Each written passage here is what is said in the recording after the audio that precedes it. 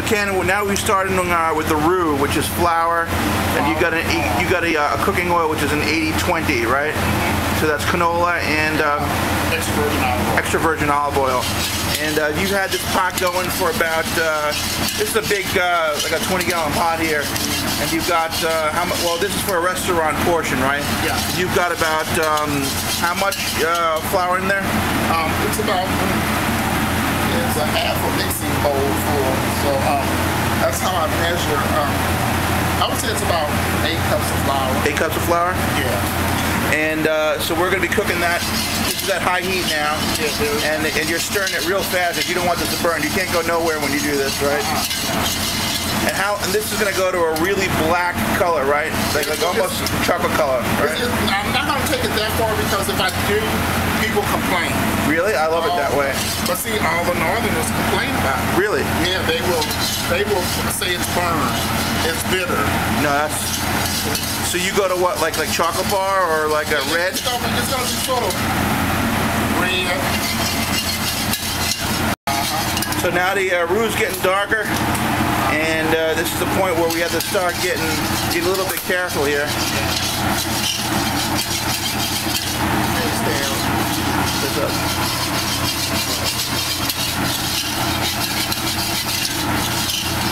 This over here, this is we got some andouille, and we got Trinity, which is onions and celery and bell pepper.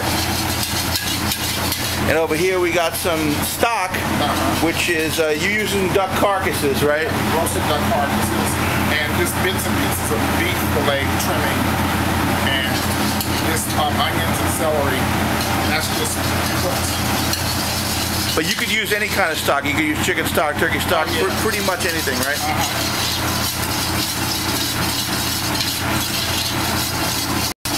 Okay, now it's getting even darker. And what you got to be careful, right, is not to get too many black bits. You got to keep going and going and going. You cannot go anywhere. You cannot go to the bathroom. You cannot take phone calls. Nothing. And you got to be very careful not to touch this stuff because it's caging your napalm, and you burn yourself real bad, I heard. Yeah, extremely bad. Going, keep going. Now it's kind of like a light peanut butter color. How much darker do you usually go than this? I go a little bit darker.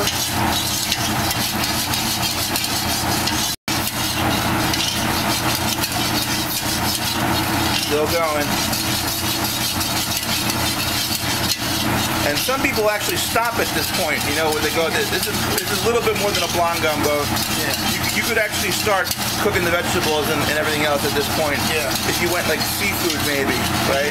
But the sausage and chicken ones tend to go darker. Yeah. Now you're not using, are you using filet in this, or are you using, this is going to be an okra gumbo? No okra. Just regular.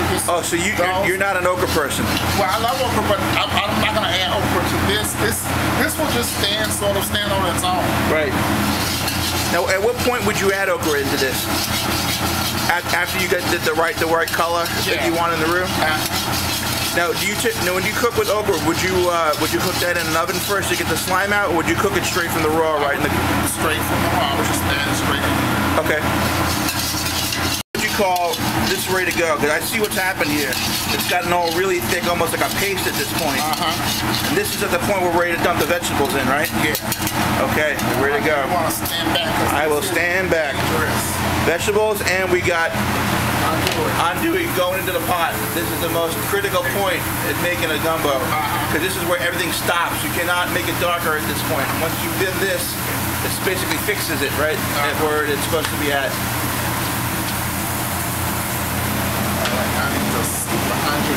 Yep. Now you're going to stir up the roux with the vegetables. It's going to cook them up with the vegetables and the andouille. Now, if you were to do a seafood gumbo, you would kind of do that. The seafood part would be last, the very last, after the soup has been fully cooked, so that you don't overcook the seafood. So shrimp and anything else would be the very last thing you would do. That would basically go in when it's going out to the customer. Okay. So you would do that to order. You don't cook the seafood in the soup. Definitely. It would the stock. I would depend on the stock for that. Right.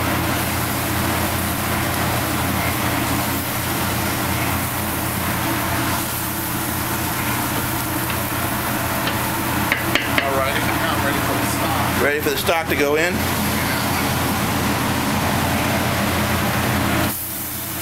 And after this point, you basically stir it up, and it's going to be a soup after a while, right? Yeah. And you'll know when it's done, when it's fully cooked.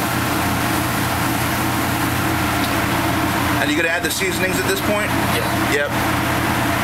And some people use things like Tony Chachere's or some of the other seasoning mixes out there, but you put up your own together, right? You your own. What do you use in your gumbo? I'm going to use thyme, bay leaf, and oregano, and just salt and pepper. That's very basic. And the cayenne flavor is actually going to come from the andouille, because the andouille has a lot of that in it, and garlic, and also.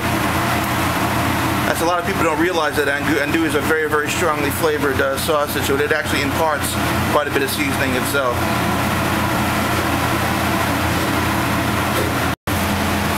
All right, you put in some bay leaves and some other spices, some thyme. That's looking good. Oregano. And then basically you can let this simmer up and let it do its thing, right? Yeah. For what, about an hour or so? Or about that long. About an hour? And now we got our gumbo.